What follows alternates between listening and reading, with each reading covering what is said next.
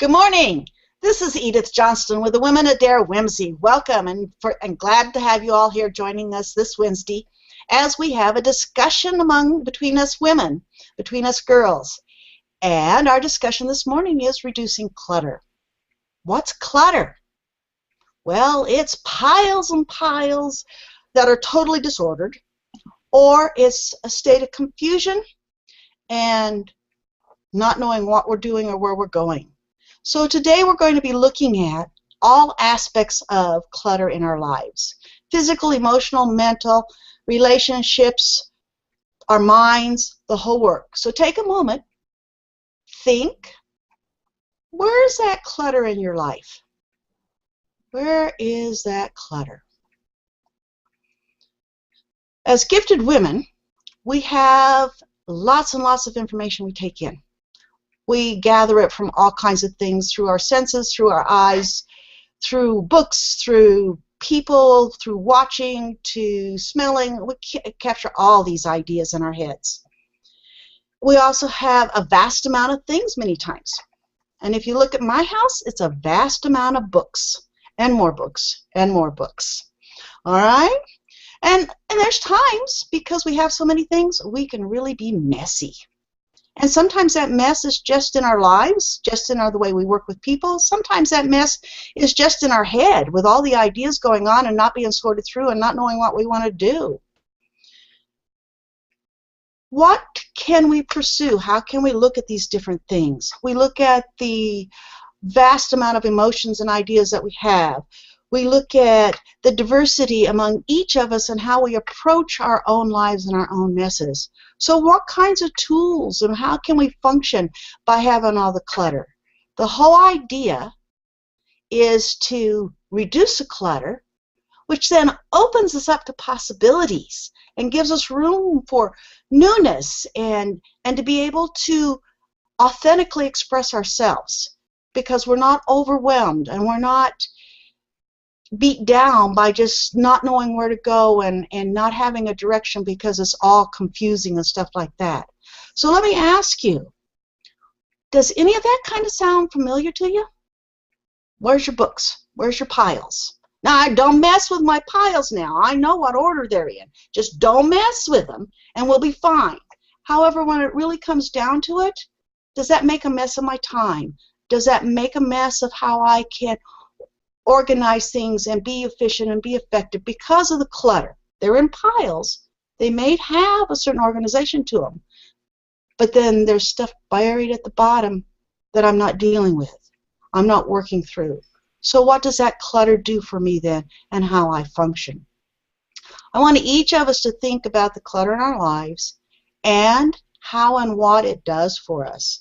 And I'm going to want us to be able to see the advantages of being able to declutter and look at how opening that space can make a difference for us.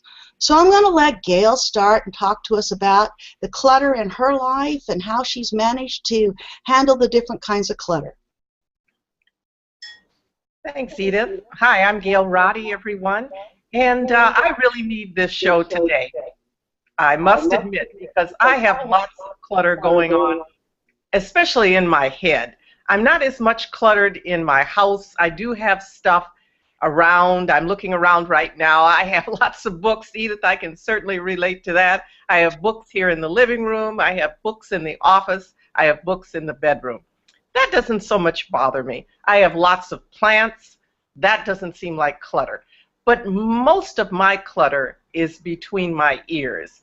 As you mentioned, I get so many ideas, so many thoughts. I can smell a flower. As you mentioned, it can come in through my sense of smell, and I can be off on a tangent with hundreds of thoughts that get brought up from my subconscious about an iris I smelled when I was 14. And I always used to think that was the oddest thing, but that was how my brain operated. Same thing, I can see something, and then my mind will suddenly bring up a bunch of things that maybe happened 10 years ago. And that's always been a struggle to try to sort all that out. I don't know if I can keep it from happening, but to try to sort it out has always been a challenge for me. So I'm here to see if you can help me with that. All right.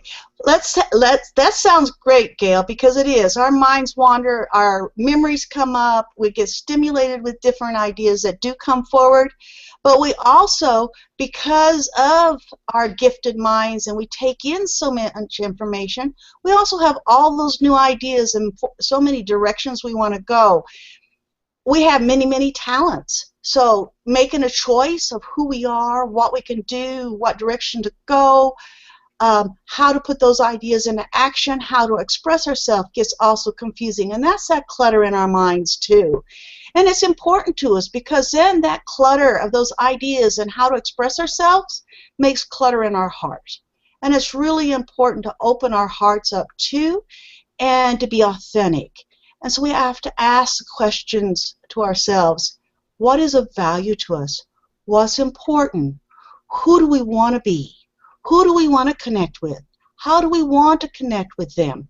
So that not only all the ideas and talents we have, but we can open to that message our heart sends us so that we can be one with who we really are or meant to be, and our superior being or our higher source, our God, whatever that is for us, so that we can connect with that universal energy of love that's throughout all of us. So decluttering does have an important point. We need to be able to open up not only our minds, our bodies, our homes, but our hearts.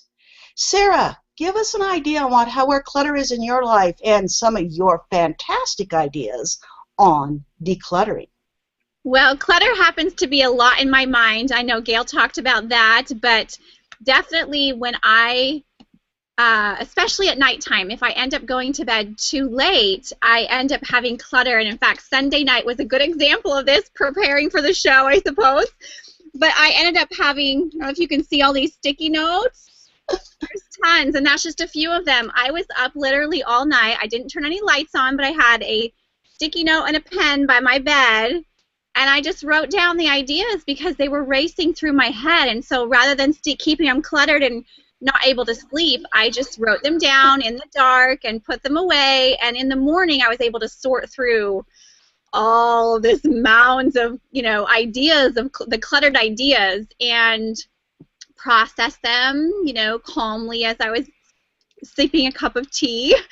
And that way it allowed me to just say, is this important? Do I need to do this today? Does this need to be done in a couple weeks, in a couple months? But that system of knowing how to manage all the ideas, especially as gifted and multi-talented women, we have ideas from all over the place, not to mention the ideas in supporting our families and supporting our relationships, our health, all those facets of life.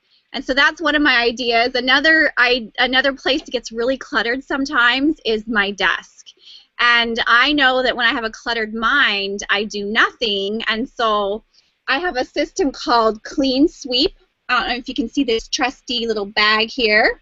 But rather than taking the time to declutter my desk in the middle of a workday because I can't function, it's so messy, is I just take everything off and I put it in that bag.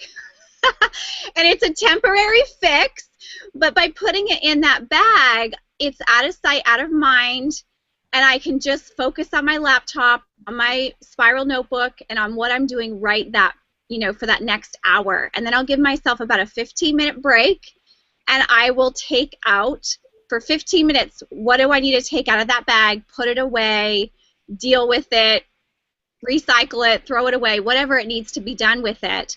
And that helps me to stay really focused on being productive during my day without taking time to organize and de-stress.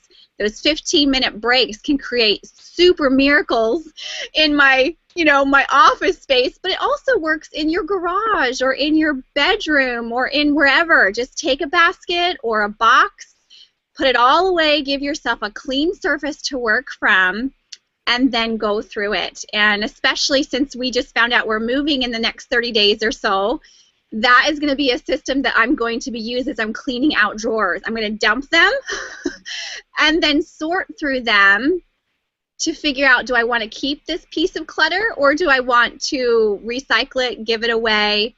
But those little life hacks or clutter hacks, I call them, allow the mind to be tamed, but also the stuff to be tamed as well. Well, Sarah, that's a great idea. So you're saying just put it in a bag for right now. Absolutely, just for right now, because it's just so stressful to see that big mess, like especially dishes. I have a tub, a plastic tub, that if the dishes are stressing me out, I put them all in a plastic tub and I put them in the garage for like an hour.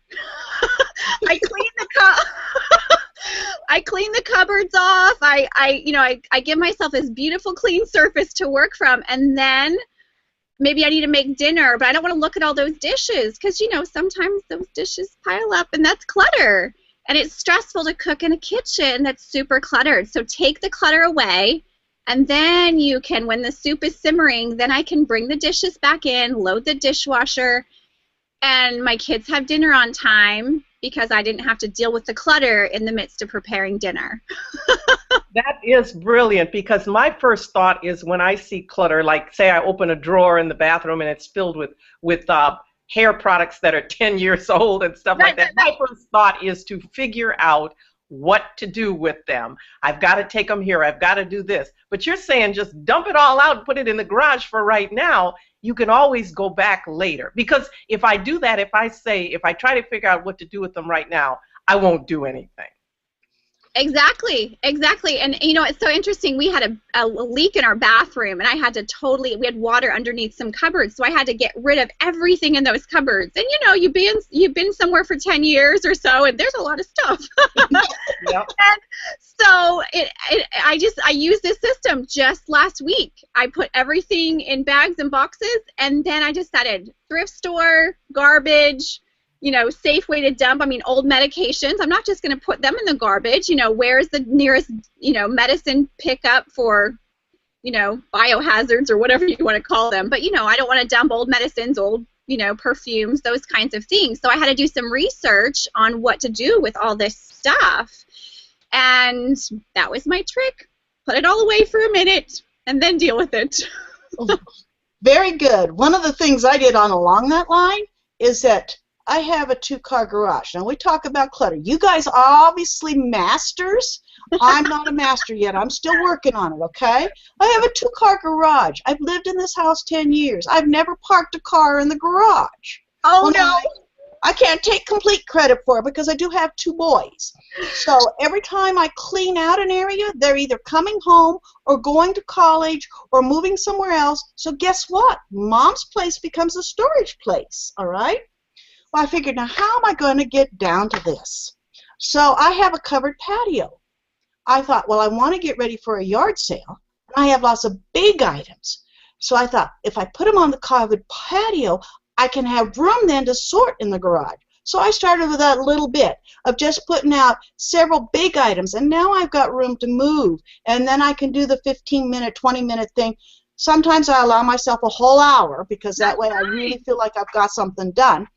But it was a way to move something to be able to have the space and feel like, yes, now I can move forward in sorting the different things that need to be sorted. And yes, one of these years, I will actually park my car in the garage. Awesome. Yeah, but that's part of what we're talking about, too, is it gets buried. Does it have value? Do we know what really is there? Whether there's piles of papers, whether there's piles of books, or whether there's stuff in our house, or whether there's stuff in our head. So what can we let go of? And as Sarah was explaining, is that one of the ways to let go of the ideas is, and not lose them, is to write them on the sticky notes.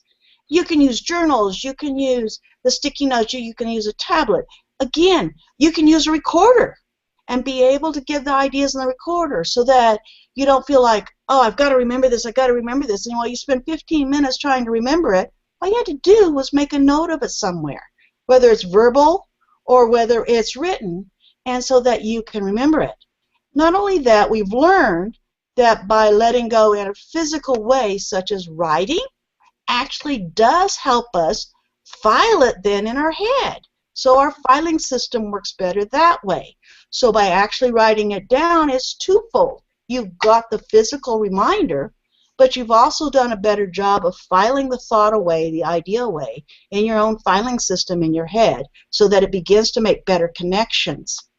So in this process, letting go is also a way to bring it back to effectiveness and efficiency so that we can do both and put, like Sarah was saying, putting her different stickies in the proper places in so the ideas are gathered together so that we can apply them, integrate them, learn from them, and also that. But also we were talking about where do we sort things out? Where do we let go of things? Well, then that brings us new ideas. Then we are also becoming a resource. We're also being able to pass those things on. So in that decluttering, we've been able to respect not only ourselves, our own space, but then our environment too.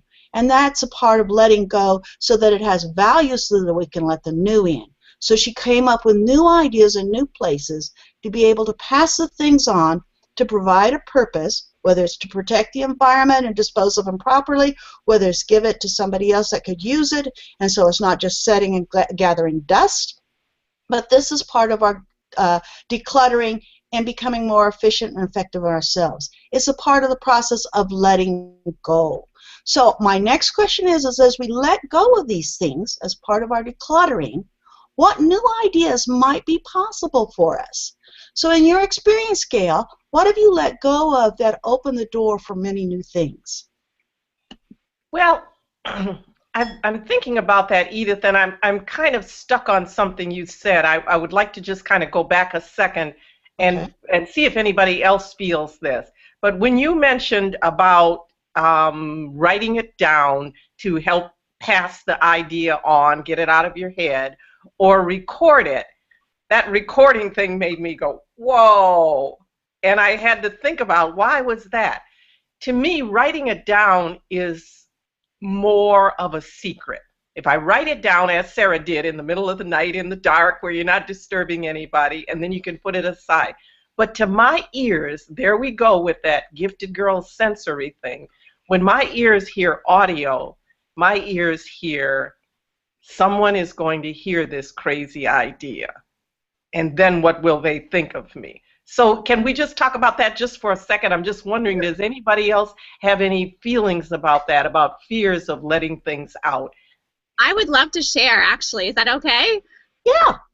It's something that I actually started recording my prayers as well as affirmations as well as like ideas for products. And the process of doing that, this was this last summer.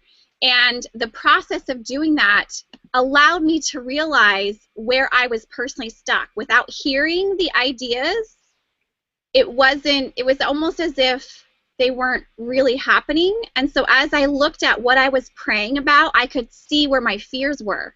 So it helped me to go through the chaos of those fears, things that like my limiting beliefs, because as I was praying and writing my affirmations and almost like a verbal journal, I was able to see, wow, I'm really stuck there.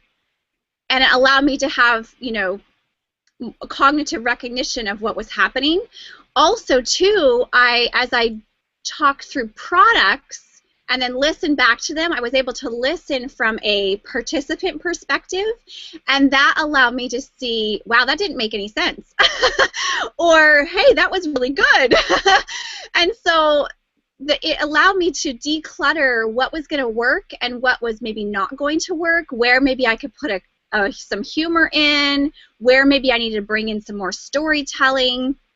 And so I would challenge you to, even though you're afraid, because it is a little bit intimidating to say, oh my gosh, what if someone listens to all my prayers for the last couple of months?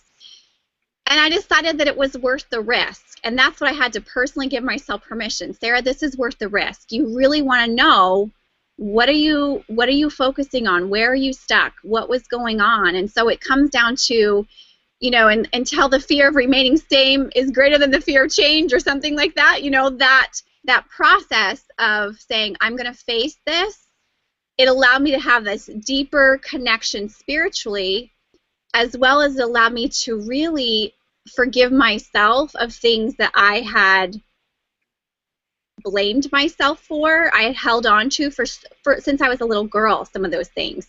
Blame myself for weight issues or for perfectionism or for health issues. Like, I was able to process through a lot of these cluttering emotions that were in my spiritual being, in my head, as well as that I was carrying in my body. And it allowed me to let go of some headaches that I was having.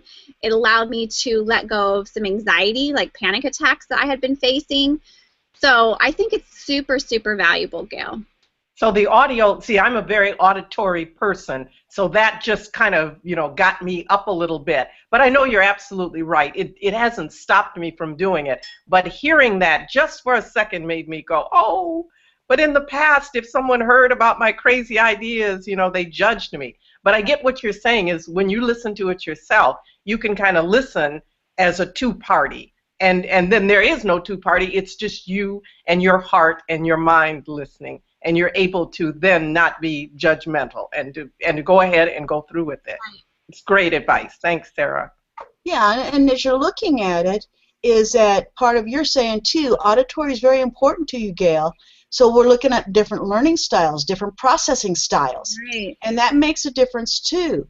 So because Sarah was saying when she heard it, she heard different things, and it was related in different ways and able then to connect with different things in her own values, beliefs, and organization in her own mind. So we're looking at our processing also. That's why the physical of writing is also part of a learning style. It's part of muscle memory.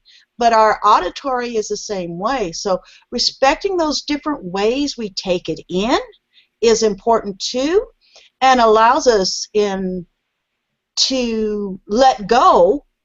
And as Sarah was saying, in this case, let go of false beliefs or beliefs that aren't working for us so that we can, again, have enough of the facts to be able to determine what the value is for us so that we can put it together. So I would like to encourage all of us. Music.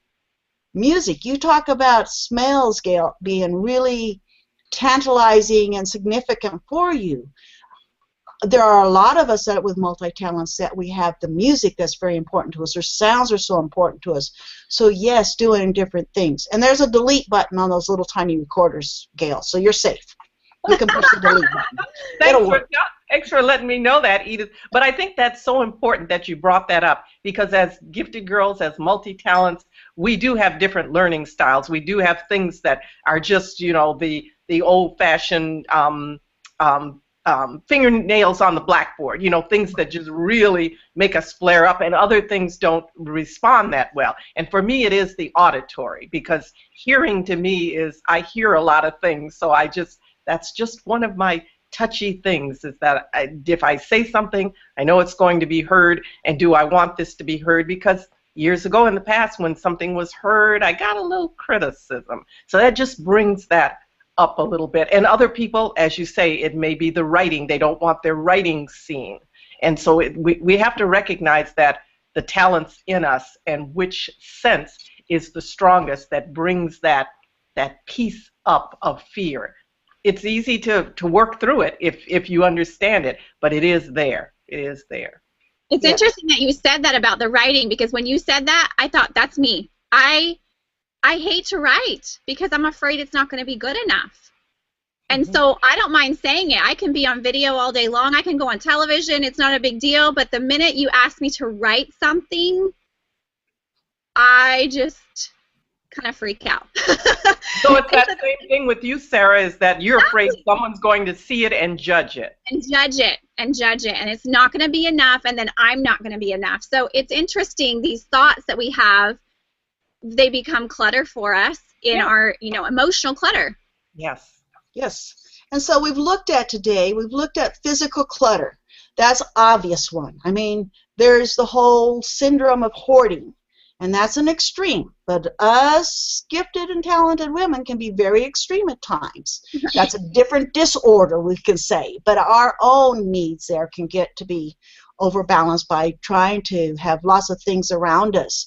And that can, with our emotional then clutter, then having things around us may be satisfying that emotional needs too. So we looked at the physical, we've looked at the emotional, we've looked at the mental with the minds and the way it goes. We've looked at our hearts, and that heart is the authenticity. And what is our beliefs, what is our values, and the clutter around that. Because sometimes the information we've taken in from a variety of sources, our families, people around us, our culture, our society, and today the internet and the world at large, all that information comes in and we have to sort through it so that we can determine what is authentically ourselves, what is our values, so that our heart is not cluttered. And not only cluttered with the various ideas, but cluttered with the various pain. So we need to let go of things again so that we can open ourselves up, express ourselves authentically, and be who we are to be, minus the clutter. So I want to thank you today. We've got just a couple minutes left. I want to thank you today for joining us and being involved with us, Women of Dare Whimsy, and talking with us each week on Wednesday mornings with Between Us Girls. Be sure to join us on Thursdays at darewhimsy.com for our joint post. And then from there, if anything resonates with you, make sure you go ahead and check it out. And check out each of our presentations, because there's more information as we give a fuller idea of our personal experience, as we are each different and unique, just as each of you are. So please, as you read through, join in even today on these kinds of videos. Make comments here on the videos. Make comments on our websites. Make comments at darewhimsy.com. And let us get to know you. Let us be able to follow you home also, so that this darewhimsy.com, this womenofdarewhimsy.com, includes each and every one of you, and we become one as a community. I want to thank you very much for joining us and learning about decluttering today. Thanks. A little short, but we say goodbye for today.